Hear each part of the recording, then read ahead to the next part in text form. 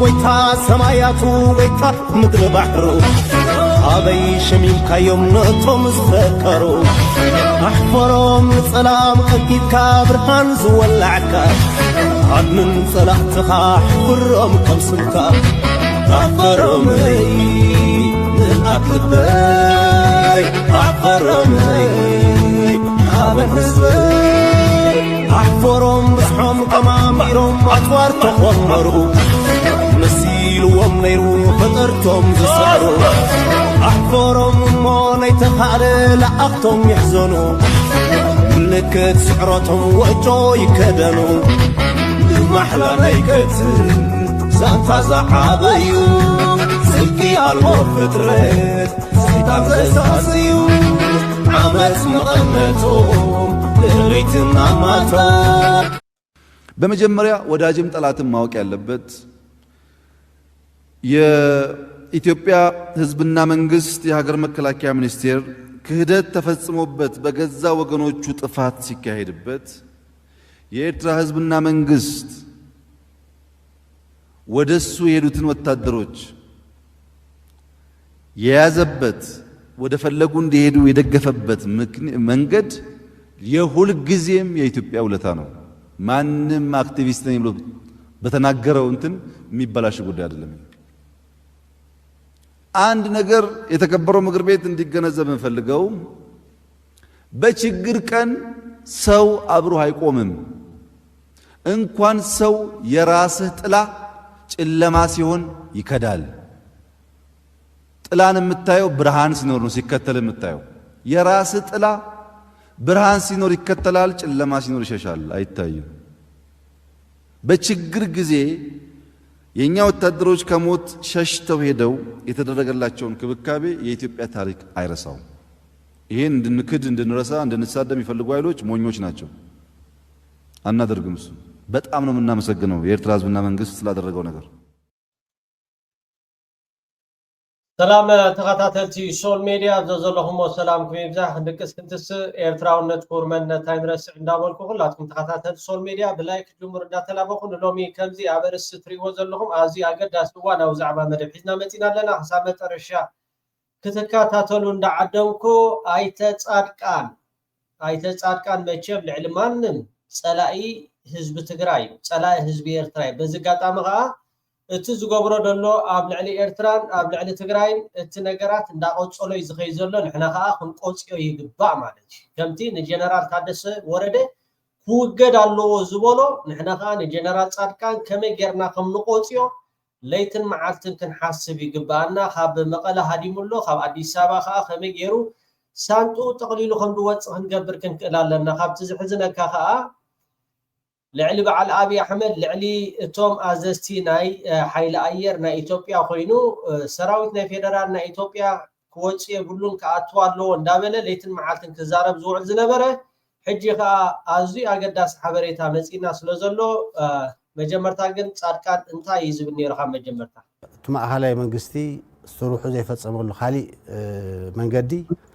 ناي بريتوريا سمم معنت هو أنقذ شمونتا أيو International Boundaries and Federal Facilities زبل حدا أنقذ حدا كلتن بقلت زغمتو نجر International Border محلاو نايما أهلاي من قستي صراحة يولي يغميتوه هذه ناي تقرأي International Border هاو عيقا جميرو عدي إيروب كشاب حمرا خفتي يزلو وزيناتهم حلف النتيو حدا بزخواب زلو هزبي بناي شعبي سراويت يوم أبصقم يوم زلو يروب دارجا بمول وتخوابي هاي شعبي سراويت قواد هو أتي دوات نا إيرتران ناي تجراينوكو مجمرتا بعدو فيدرال سراويت دا قدي فوق هيدو دا أمبر سراوي شعبيا وصاي بولن سراويت ناي حوحات وصاي بولن حزب تجراي وصاي بولن حزب إيرتراون وصاي بولن ግን አሞንጎቲ ውግ ዝካየደሉ ዝነበረ ቦታ እሞኻ ዞን አሞንጎ ትግራይን ኤርትራን ውግ ንኽካየድ ደምነት ንኽካየድ ኮነ ኢሉ ፌደራል መንግስትና ኢትዮጵያ ገዲፎ ኸይዱ ትዶ ገዲፎ ኸይዱ ግን ለባማት ስለዝኾኑ ብኽልቲኡ ወገን በወገን ትግራይ ጀነራላት በወገን ኤርትራ ዘለው አዘስቲ ሰራዊትን ለባም ስጉምቲ ወይ ከዓ ኣዝዩ ደስ ደብል ውሳኔ ስለ ዝወሰዱ ናብ ጽምዶ ተበጽሒ ማለት ጂ ሰራዊት ፌደራል ከኣትው ኣለዎ እንዳበለ ለይትን መዓልትን ክዛረብ ዝውዕል ዝነበረ ኣብ መንጎ ኤርትራን ኣብ መንጎ ፌደራል ሰራዊትን ውግእ ንኽካየድ ከምኡውን ሕማቕ ነገራት ብወገን ናይ ፌደራል ኣሳቢብካ ኣብ ኤርትራን ኣብ ትግራይን ዝግበር ከመይ ገይሩ ዝፍጸመሉ ለይትን መዓልትን ካብቶም ዝሰርሑ ዝነበሩ እዩ ሲርዎ ሰብኣዊ ሓገዝ መጽሓ ይከኣል ካሊእ ነገር ምግባር ይከኣል ሕልፍ ሓሊፎም መታወቂያ ወረቐት እናሃቡ ናትና ኢኹም ገለና ሁሉ መዓት የሳቒቦም ኣለዉ እቲ ህዝቢ ተፈናቒሉ እዩ ዘሎ ኣብ ጉሎ መኸዳ ዘሎ ኩነታት ይፍለጥ እዩ 52 ጣብያታት ኣብ ትሕቲ ናይ ሻዕብያ ቁፅጥር እየን ዘለዋ ስለዚ ህዚ እቱ ናይ ፕሪቶሪያ ስምምዕነት ግቡእኩም ክትፍጽሙ ኢንተርናሽናል ቦርደር ክትሕልዎ ኣለኩም ክሳብ ቀረባ ግዜ እውን በጠሎንታት ነይረን እየን ኣብ ዛላምበሳ ኣብ ዓይጋ ቀረባ ጊዜኦም ገዲፎምን ኣብ ራማ ነይረን እየን ስለዚ እዚ ኣጠናኺርኩም ክትሕልዎ ኣለኩም ክፍቲ ብምዃኑ እቲ ቦርደር ህዝብና ብፀገም ይወድቕ ኣሎ ሓደ ሓዲኡ ግዛኣትና ኣብ ትሕቲ ናይ ፀላእ ቁፅጥር እዩ ዘሎ እቲ ናይ ፀላእ ቁፅጥር ኣልቂኩም ኣብ ትሕቲ ናትና ቁፅጥር ክትገብሮ ኣለኩም ሰላማዊ መንገዲ ክትገብርዎ ኢና ንደሊ ነጊርኩም እቶም ዝሓዝዎም ሰባት ዝኾነ ይኹን መንገዲ ግን ኣብ ትሕቲ ናይ ትግራይ ግዛኣታዊ ተኣሽሙ ከኣቶ ኣሎ እዚ ሓላፍነት እዚ ናይ ማእኸላይ መንግስቲ ሓላፍነት እዩ ኦኬ ፌደራል መንግስትና ኢትዮጵያ ንኸኣቱ ለይቲ መዓልትን ኣብ ትግራይ እናሃለወ ኣብ ስልጣን ፈቲኑ ምዃን ኣብይዎ ማለት እዩ ክኾነሉ ይከኣል ሰራዊት ናይ ፌደራል ናይ ኢትዮጵያ ናብ ትግራይ ንኸይኣቱ ፈቲኑ ዝከኣሉ ነገራት ገይሩ ስለምንታይ ልዕሊ ዝኾነ ነገራት ጻድቃን ናይ ህዝቢ ትግራይ ሓልዮት የብሉ ናይ ህዝቢ ኤርትራ ሓልዮት የብሉ ከመይ ገይሩ እቲ ህዝቢ ኣብ ኩናትን ወረ ኩናትን ነነብር ኣብ ዝሓለፈ መዓልታት ካብ እንታይ ኢሉ መፂ ተዛሪቡ ፕረዚደንት ኢሳያስ አፈወርቂ ክውገድ ኣለዎ ጀነራል ታደሰ ወረደ ክውገድ ኣለዎ ሰራዊት ፌደራል ከዓ ስጉምቲ ክወስድ ኣለዎ ኢሉ ተዛሪቡ ማለት እዩ ሰራዊት ፌደራል በናይ እግሪ ናብ ትግራይ ከኣቱ እንድሕር ኢልና ብወገን እዚ ጀነራል ጻድቃን ደሰልጥኖም ዘሎ ኣብ ክልል ዓፋር ንዓዓቶም ተጠቂሙ ብቅድሚት ብድሕሪት ከዓ ከቢድ ብረት እቲ ናይ መካናይዝድ ሽፋን እንዳገበረ ናብ ትግራይ ንኸኣቱ እቲ ናቶም መደብ ማለት እዩ ኣቀዲሙ ግን በዚ ጋጣሚ ኩላትኩም ተጋሩ ሓንቲ ነገር ንሕና ከም ኤርትራውያን ወላ ሓደ እቲ ማለት ማሊ ሮኬታትን ሚሳይላትን ደርብየም በዓል ጻድቃን በዓል ጌታቸው ረዳ ብከምዝን ወዲ ከምዝን ንዓና ወላ ሓደ ዝፈርሕ የለን ወይ ከዓ ዝስንብድ የለን ማለት እዩ ክገብርዎ ድዮም እንድሕር ኢልና ክንደየና እዮም ክገብርዎ ስቁኢልካ ድዩ ሕጂ ጻድቃን እንታይ ዝብል ኣሎ ንኣብይ ኣሕመድ ከምኡ ከዓ ንይልማ መደርሳ ናይ ሓይሊ ኣየር ኣዛዚ እቲ ብወገን ኤርትራን ብወገን ትግራይ ዘዳው ዶብ ሓንቲ መርዚ ዝኾነ ዘረባ ኣብ ዝሓለፈ ተዛሪቡ ኸይዱ ነይሩ እታ መርዚ ዘረባ ከዓ ኣፅዋራት ይእትውዮም ብወገን ኤርትራ ጥይት ይእትውዮም ብወገን ኤርትራ ኢሉ ተዛሪቡ ኸይዱ ማለት እዩ which means ኣብ ዝሓለፈ እዋን እውን ኤርምያስ ለገሰ ነቶም ናይ ጽምዶ ዝራኸቡ ዘለው ሰባት ዋላ ብድሮን ጌርኩም እንዶ በልዎም ካብ ኤርትራ ናብ ትግራይ ዝኣቱ ካብ ትግራይ ናብ ኤርትራ ዝኸይድ ብድሮን ጌርኩም በልዎም ኢሉ ማለት ኤርምያስ ለገሰ ጻድቃን ከዓ እቲ ዶባት ናይ ኤርትራን ናይ ትግራይን ዘሎ ብድሮን ክሕሎ ማለት እዩ يحاتت له سلامتاي سراويت ناي فيدرال كأتو يكلني معرف انه يشكر مخانو مالت كغبرو ودي من دحر دايلنا منقس يرترا وسقو يلخري ايكلني حنت سنتيمتر ناب يرترا دحر دات حسناتين او اخذ لا هو ناب تግራይ كخوم اندا غبرا خدا خلادين عقم لودي تحستر لودي كما ጻና ግን ጻድቃን ኣብ ዝሓለፈ ብጣዕሚ እኛ የለም የትግራይን ህዝብ የሚኮረኩር አጀንዳ ያነሱና ምዕራብ ትግራይ እንድናስመልስ ከኢሳያስ ጋር እንስማማለን ህዝብ ለህዝብ ይገናኝ ምን ችግር አለበት ድሮም እኮ የትግራይ ጻድቃን ብዛዕባ ናይ ምዕራብ ትግራይ ኣይምልከተና ኒናና ከም ኤርትራውያን ኣብ መንጎ ምሓሩን ተጋሩን ዘለኩም እቲ ሽግር ባዕልኻትኩም ክትፈትሕዎ ደኣምበር ንዓና ተጋሩን ኣምሓሩን ሕደይኹም ንዓና ነምሓሩ ፈቲና ነተጋሩ ይንጸለን ኢና ነተጋሩ ፈቲና ኻ ነምሓሩ ክንጸለ ኣይንደሊና ንኹላትኩም ብሓደ ዓይኒ ኢና ንሪኢኩም ግን ከመይ ጌርካ መሰምሓሩ ከተባእሶም ንተጋሩ ማለት እዩ ከመይ ጌርካ ንኤርትራውያን ከዓ ምስ ኣምሓሩ ከተባእሶም እዚ አጀንዳ ናትካይ ህዝብና የኤርትራ ህዝብ ወንድማማች ነው ምናምን በሚል ፍሬዝ ይጠቀለላል ማለት ነው። ይሄ ነው ያለው ሁኔታ። ይሄ ወደ ክፋት እየሄደ ሄደ። ደግነቱ የትግራይ ህዝብ ይሄን በደንብ አውቆታል። አንደኛ የትግራይ የጄኖሳይድ ኮሚሽን የሚባል አለ። ያጠናው ጥናት አለ። ካጠናው ጥናት እኔ በደንብ ሪኮሌክት ካደረኩ 75% የሚሆነው ክሪሚናል ስራዎች የሰራው የኤርትራ ሰራዊት ነው። ሰው የገደለው ሬፕ ያደረገው በሴቶች ማህፀን ላይ ያልሆነ ነገር ያስገባው የአክሱም ነብሰ ገዳይ እኮ የሻዕቢያ ወታደር ነው። የማህበረ ዶጌ ነብሰ ገዳይ የሻዕቢያ ወታደር ነው። የማርያም ደንገላት ነብሰ ገዳይ የሻዕቢያ ወታደር ነው። ቦራ ደቡብ ትግራይ ውስጥ መጥቶ ራያ ላይ በመቶዎች የሚሆኑ ሰዎች ረሽነው የሄደው የሻዕቢያ ወታደር ነው። በጣም ብዙ እንትን ማድረግ ይችላል እና ይሄን ስለሚያውቅ የወታደራዊ የፖለቲካው መሪዎቹንም ኢንቴንሽን ስለሚያውቅ የሚያደርጉትንም ግንኙነት ስለሚያውቅ ኖ ነው ያለው። ከነሱ ጋር በወንጀል የተሳሰረው ካልሆነ በስተቀር ሌላው ህዝብ የሆነ ቢሆን እኛ የኤርትራ ህዝብ ወንድማችን ነው፣ ጥፋት ነው የሚመጣው፣ ስለዚህ ይህን አንቀበልም ብሏል ህዝቡ። ይሄ በሰፊ ስብሰባዎች ትግራይ በሙሉ የተደረገ ኦኬ ነቲ ጽምዶ ይድግፎን እዩ ጻድቃን እንታይ ዳ እዩ ዝብል ዘሎ ነዚ ጽምዶ ኩሉ ህዝቢ ትግራይ ተቃዊሞ እዩ እቲ ዝተቃወሞ ከማኻን ወዲ ከማኻን ተዘይኮይኑ ዳርጋ ሚእቲ ካብ ሚእቲ ኩሉ ህዝቢ ትግራይ ነቲ ጽምዶ ደጊፎ እዩ ስብሰባ ያመጣው ፋክት ነው ያወጣው ሀቅ ነው። ይሄ ሆኖ እያለም እስቲል አሁንም ቢሆን ሽፋን ለመስጠት ነው እየፈለጉ ያሉት።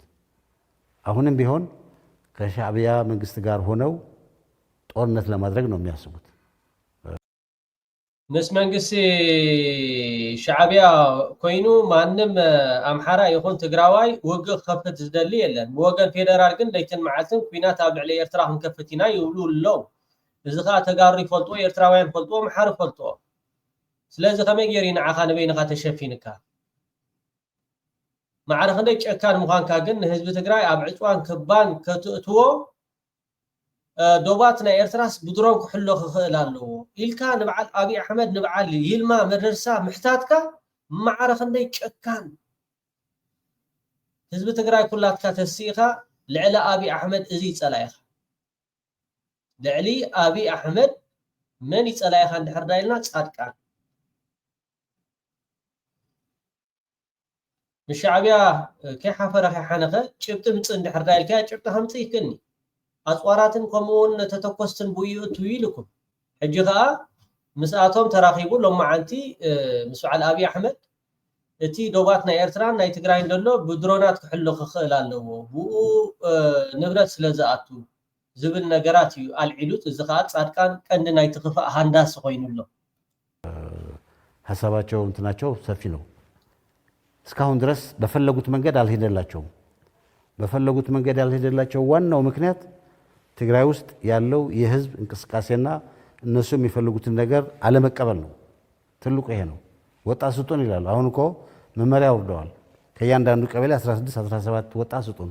ወደ ስልጣን እንድንወስድ ይላሉ። ጥይት ያስገባሉ፣ ጠመንጃ ጥይት ያስገባሉ። በሱዳን በኤርትራ በኩል አድርገው ጦር መሳሪያ ይገዛሉ። ይሄን ሰው ያውቃል። وزيادة بوينت مالتي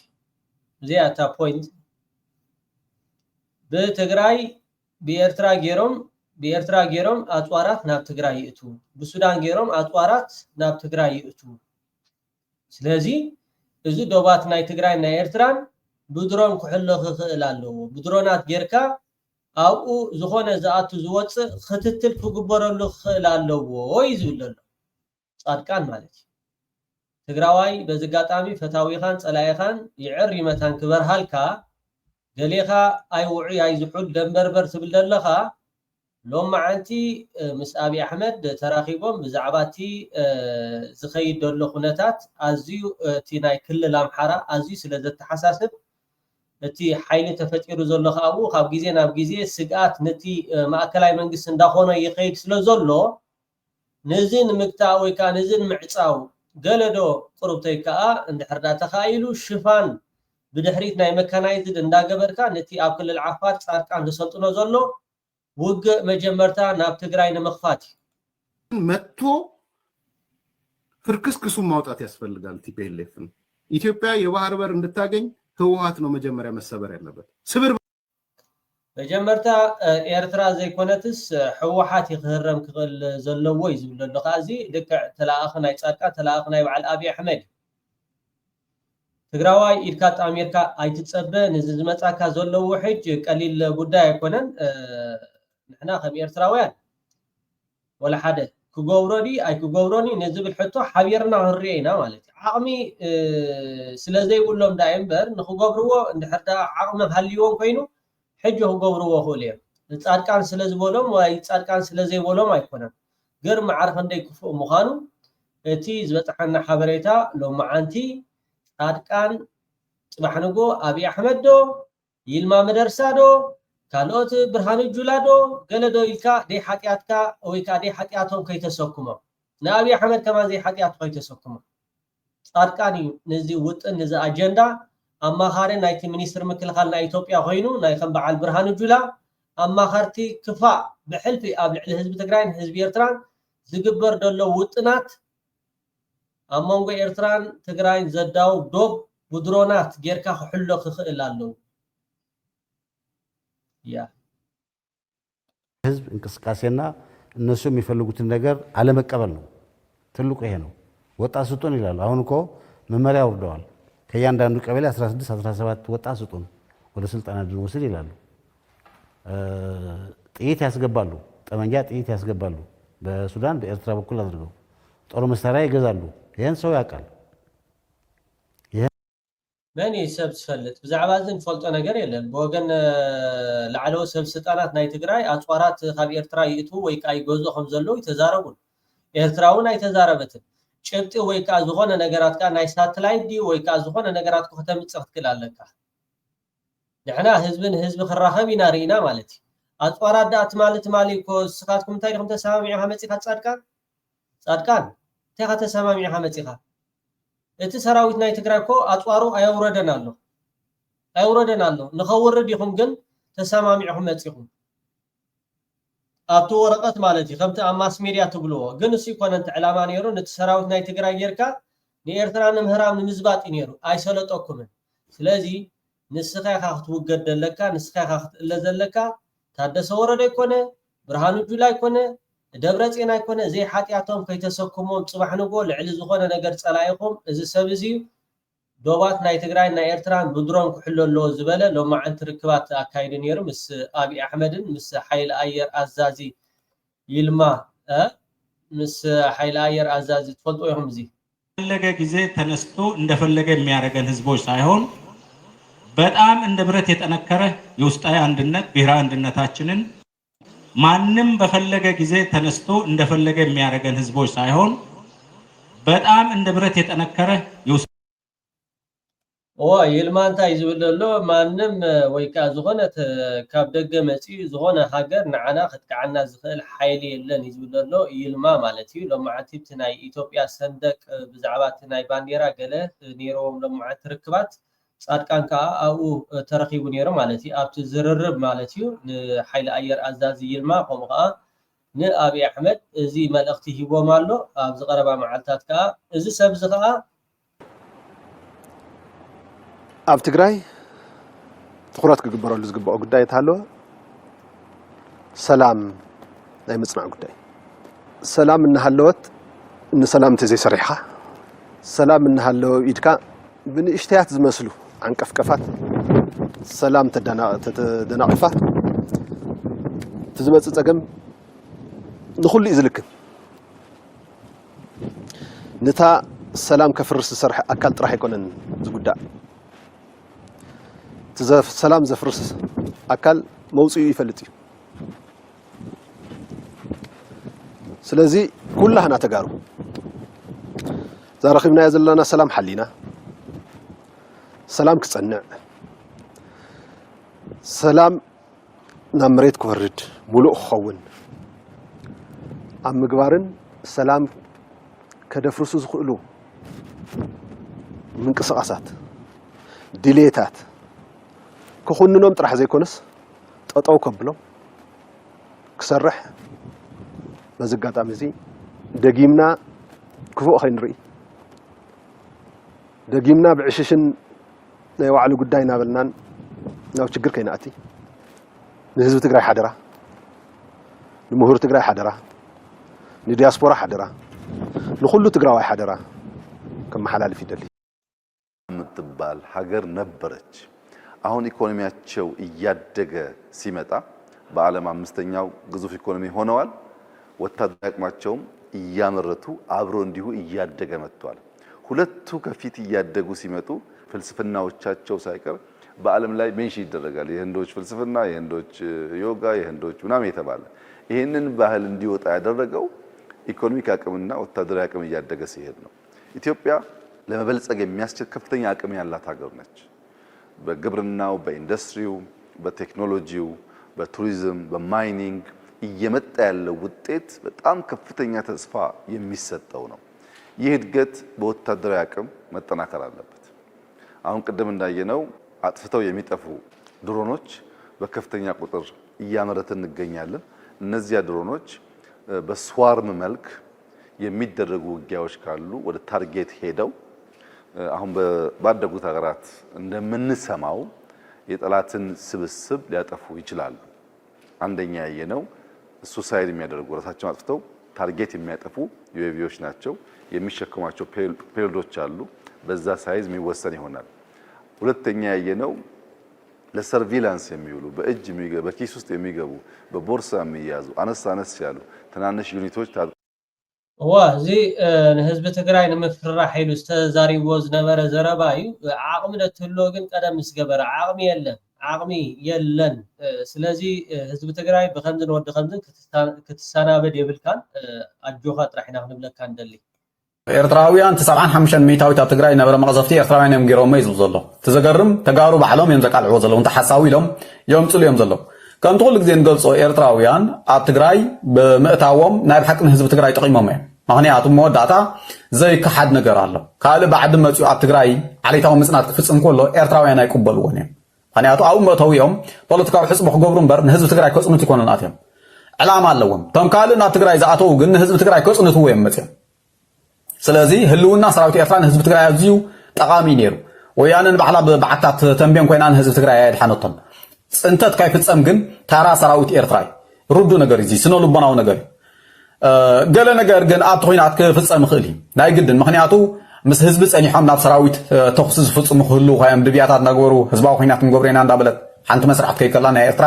ገለ ድርቢላ ከም ግብረ መልሲ ዝኾነ ሲቪል ክጉዳእ ይኽእል كوما عينة ترؤية كينات كله خلي ورايل كات مغزفت زبحال قلتهم بهرات إثيوبيان فدرال ينفت ماما عبتا كذا بإيدو تأثير زقوح حفنا برن سمي زقوح فوق نيران زخول السودان زعتو حزب تግራይ እንዳተخلابته ببهرات إثيوبيا زعتوي بجهد እንዳራና بصدፊ ዝርሽን ወዝነበሩ ናይ بهرات إثيوبيان فدرال ነን እዚ ሁሉ ህዝብ ትግራይ ዘይ ይፈልጦ ይኮናል እንታይ ቆይ እንዳለኹም ይልዛረብ ዘሎ ሕጂ ተልካ ስጋብ ዝከኣሉ ክፅዕራ ዘለዎ ህዝብ ትግራይን ህዝብ ኤርትራ ናብ ኩናት ክነብር ኣለዎ ክፋታሕ ኣለዎ ሕጂ ወንዛ ተፈጢራ ዘላ ሰላም ክትፈርስ ኣለዋ እዚ ሰብዚ ቀርኒ ዘይብሉ ኮይኑ እምበር ዲያብሎስ ትፅቦ ነገር እግሪ ከይተኸለይና ኣለሊና እዮም ከሽከዓና ይከኣልን ማለት ኣካይዱ ታፈለማ ጻድቃን ጌታቸው ክበሃል እንከሎ ካብ ፈለማ ስጉምቲ ናበይ ገጻ ተቐናዕታ ስጉምቲ ሰተት ክነብል ኣይከኣልናን ብንግሃው ንጉ ስለዝነቕሓና ኣለኻኒ ዕድል ዘይብሉ ተባሪሩ ሕጂ ኣብ ሕቑፊ 4 ኪሎ ኮይኑ ንስኽዳ እንታይ ደገርኪ ኢኺ ኢሉ ምስ ህዝቢ ትግራይ ተዓርቃ ፍትና ኣሎ ማለት ን4 ኪሎ ሲ እስኹም ከወል ሓንቲ ገበርኩምን ገበና ይገበርኩምን 75 ሚታዊ ሲ ሻዕብያ ይፈፂምዎ ይብሎም ኣሎ ነፃ ኢድኩም ኮምፒላጦስ ይብሎም ኣሎ ሓደ ከንከባኽብዎ ከቐኒዎ ምክንያቱ መሬት ትግራይ ተፊያታ ህዝብን መሬትን ትግራይ ስለዝተፈኦ ዝኸዳዕ እዚ ከቐኒዎ በዓቲ ይሰርሕ ኣለዎ ማለት ክፍቶ ካልኣይን ዝዓበየ ዕላምኡን ከኣኒ ህዝቢ ትግራይን ህዝቢ ኤርትራ ናብ ኩናት ክነብር ኣለዎ ዝብል ሕሉፍ ልቡ ዝጸለመ ሰብ تخكل لا أبرحاونا تخكل حزب تجراين حزب إيرتران أبدمنت نخنبر حزب إيرتران حزب تجراين كمزان إشتي رخيوا زلو ناي سلام معصو نعانا عصو مالتي نتا سلام رخيوا زلو كابنا من زمالالسا زلو نعانا عصو معرف نديك كان نتي ناي سراوي فيدرال ناي إثيوبيا تأتو سلازي كاله سلازي أصوارات دو قلنا تبحال بدرونات جيركا مالتي أبدوات إيرتران تجراينس بدرون بتمك سقاسات نخي جبر كم خ جبر على لويلو نأبي أحمد خم خان أزاز حيلاير كم زخ حلف كلهم عارف نيش كان مهاني جن حزب تجراي كم زول كاي أم توي دارجا بزم حبر أميريا قربت يمدا توم تاركان زولو زلو دامبر دارجا تسعة شعات نتوي شعات حزب تجراي نقي حلي تسعة شعات نتوي شعات زم كل المحبر أميريا حاد زدو قفيلنا سلام داي أجهدوي أبي أحمد العلا أبي أحمد كويني ماتي كل جزء من قصات كوينات غريتشة بوليتيكات أموداتها بسلام يمزعروا حزب إيرتران حزب تجراين زيد اللي شجرات حالفين في سلامكم مسخول لخاني كم زخون خن تاريخنا عالم نوري نزل نبور زخ قبل يدلن مالت أنا أتخم تقول جزء نبلا نصون تاي حتى حزب تجراي ربح حزب تجراي قال ملز بحال نعو عين تايني نعو انتايو حانت صبام نجاري انت حزباو جنبار زبحال دمسي سيو انا الجنرال صادقاني بحال جنرال تبحيله حزباو جنبار دمسي حجي كان تاريخ بقى صادقان زبحال سي زحازه حزو حزب اثيوبيا حزو حزباو جنبار زبحال ودب دمسي سو تبحال طرح يبرسو انت يخفل ناي من ربحاتيو حزب إيرتران حزب تجراي ناو كينات كنبر كل ناي من ربحايو اي قدسوني ناي تقرأ حطتات من ملاس كوينات مسير ترى أقد سمعوا تقاروا سمعوا قلتيفكم نزل سبزخت آلي وقت كل لكم سوحنوكو أبي أحمد دو على قال برهانو جولا خيتولو لعند زخونا نقر نتوما كل العفار دسولت نمدولو نسو مسير ترى عشوان كبان كقاتمكم مسير ترى نقيت الراخو ليتر معات نسرح زلو نسو حلوف حالي فوقها حجي بمريت مخان مسابيو بالعلى العلي حزب تجراي كعصو خلالو ناتبهاله زغبر دلو صادقاني هو تبحال طرح يبرسو انت يخفل ناي من ربحاتيو حزب إيرتران حزب تجراي ناو كينات كنبر كله ناي من ربحايو اي قدسوني ناي تجراي حطتات من ملاس كينات مس إيرترا اقداسو دي اي قدسوني ابارات كيلو زلو علامو انتايو صار حزب تجراي مننتاو صلاي ناي قانقوا ناي بحل صلاي جنرال مقبي زارب نيرو ولا إدنا تنهب سعي منبرنا مطفونا نيرو ملادو ولا إدنا تهبنا حج خمان كطفونا يمزرنا مخنياتو صار منتنا يوم يزبل وصي وطر نزار وزرباي إذا مخان ندا فلطم كله كمي غيرو مس 4 كيلو خوينو داغماي كويناتن صلنا منغو تجراين إيرتران كري دلتلنا اوروماي تبلاشي مشمشي كانز مثلا نغن كبل حدا معلتي ايملطن يو كتحازي أني كبل كله خد تحزي فتصعمو خاب بحما فتصعم خطفي السب زنبر تصبو نجار بزح ندخ ملي كون تجارب عالم يملسو دسل زلو نسب زي فلط يلان مالك تجراينا نبعلا خواق إلو نبع حر غوني خوام قلعو نحزب تجراي كوادو إلو حلف حلفو نفدرال انتاي تقبر الله خيلو سقاو لو مس انتاي تقبر الله زي تخيد زي تحرم من هو حت اغر سقاو تخلو انتاي تقبر الله هرم ميلو لك حنت زرعنايو بدرونات غيرون حزب تجراي كبجاجلوسي انتاي تقبر الله خيلو مالك كان زي عينت كندي حصورات جنرالات رينامو كان زي عينت حصور جن يلن مالك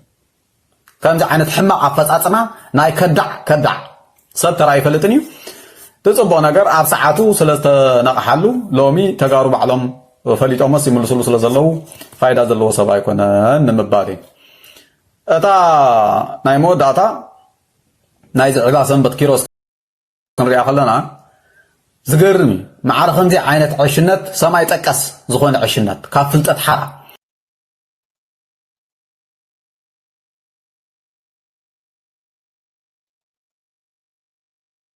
متيو كمزي حبت دحرو تحبروا سلكا زي تباهلو استنصلو تنصلو ناي زي سمعو غنا ناي قداينت كوم تسمع انتريني خا ابزي تكتب هو نعنا بره عندي كل نجار أجينا حسب قليهم كم خلبونو يدلي بلحته خوفوني يدلي يفلطوا يمكن كل نجار زي تحبر سنين أبناء هنصارنا بينهم كم بعض كابتن حونا ده مثلا نيري يخم جمري يقللنا هنا فتيو يتحسب كبجاسي لنطرح دي كونس معنا جرات بقى باراشوت جرنا بنقولنا أدهلو خب أمريكا نفاري خمسية عباي قالوا ما عاد مرة ليه بنقول ده حراي تليفون تدور قصعد الشغل بيني مالتي تفيو سماي تقص زغون عشنات كافلطت حرا كابيتان زبحال ناي امريكا نفرت حزنا خنمصي ناي لنسي يصبي نير يبلال وا حدا زيغا امريكاوسي نفاري تالعيلوس نبعت كيروس كحجز يلو خمص كمي مالتي السبزي زغرني قد حجون رأس እንዳገበርና خنزاربلون كلنا مس ناي امرو صقم زلو سب نزارب نيرنا مالتي قلع غاغي تخوينو مس ناي امرو صقم زلو سب يغاغي نيرم تنقلع مالتي يصبين يا رب باراشوت كنوردينا بس مرايدن اماي كلمه ترات مدر ايرترا زخلو سراويت ندحت غريف كاسي بباراشوت اسمرا خنورد اندا مريم تساليم كات مالس خدملس دير مدك كاتدرال اندا مريم وي مسجد تساليم كا ختملس دينيروت مدبكا سراويت بدحرت غريف كا بباراشوت اسمرا خنعلمنا ما سنت مالك دحاركا كابيتنس نفارت حزخ مصي بلن نيرو اميني نير حدغن طليمني بعدمو خاب يوكرين تمال على برين مسبله انسسا مخانو سب كله فلطي طرح تقطمي ود تا برين رين تبل تود علاتا يوكرين كا رين تبل تود علاتا كابو تمال علي عمطفا مدر زلو نمن ليكا بيناي مخنيات انسي خايا خنتا هتقبر زغل حتى تاغرسوني رين ابتي درفي رين كود الله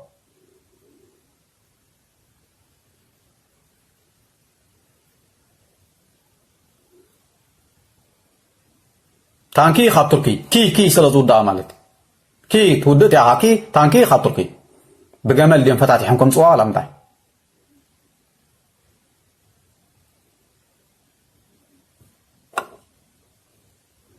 درون كاب جرمن ن سلازودا درون تمال علي كاب جرمن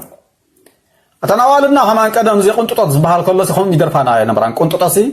اوالد اندينك بيلنا ابو شعو زقطمو صبق انزو صاني رن صبق قطمي صبق صاي نسلت ود حجي ولا خد جرمن كتب لها مالت تمال علي نوكلير كابي كاب زخون هاجر رر سلازودا عيبا سنبسي نمنتا عبا سنبت بلو سنبت ابو تخرسيان ولا سب زلعله يقولون او تسطح سلازو زلعله سلازو يقول لي نمشوت ግን سوني كمان كتلعله كمان تقل نص ازي قلي حجاس نفاريت كابيتن خاب امريكا حنتي كنت قلت هو نفاري سريقو خمص ايدو 7 اديس ابا خوف يصبنير انسساي دحرز زغدو تليم كاني نا انسسا مالك انسسا تخوينو توم صحابتو خد انت امريكا تقررم مالك ازي تاتي مو تزاربولون يطفعكا تراي بدبدبو وانت مزيوم باينا غدفو خمزي لنا خنن قحوم قلمل نفتني نبرناسي تسنبد مالتي درجهم سبخني ناس خدو سبات يمزيات يقولون انسسا يمو بهمو توصدوا يقولكم ذلي احنا حصرات رسي زيتاتي زمسل اب قصال الرغبينا حقها برهاي اوكي سول ميديا ابزو لكم سلام كم يبزع ساعات 6 باقاطر برلين تايم سفيح زغونه قال محتت كلونا يمس ابرها قبر حونا نهلو كنتا تاملكيتو سفيح زغونه قال محتت كلاتكم كاسع 6 برلين تايم رخبنا بتعمي يغنيلنا تغارو بتعمي ازي زخيدلو بمستوعال كتحزون احنا قات زرخمنا حبريتا كمز غيرنا خنلاوت صبقيمو صادقان بتعمي كمزي حونا برها قبر خبلك صنحي چكانيخا يغنيلك أحفرم ويتا سماياتو ويتا مدر بحرو أبي شميم كيوم نطم زفكرو أحفرم سلام أكيد كابرهان زولعكا عدن صلاحتها أحفرم كمسنكا أحفرم هي من أكبر أحفرم هي حابن حزبي أحفرهم بحهم قماميرهم أطوار تخمروا نسيل وميرو فطرتهم زسروا أحفرهم موني تخالي لأختهم يحزنوا ምልክት ስዕረቶም ወጮ ይከደኑ محلى نيكت سانتا زعابيو سلكي الغرفة تريد سيطان زي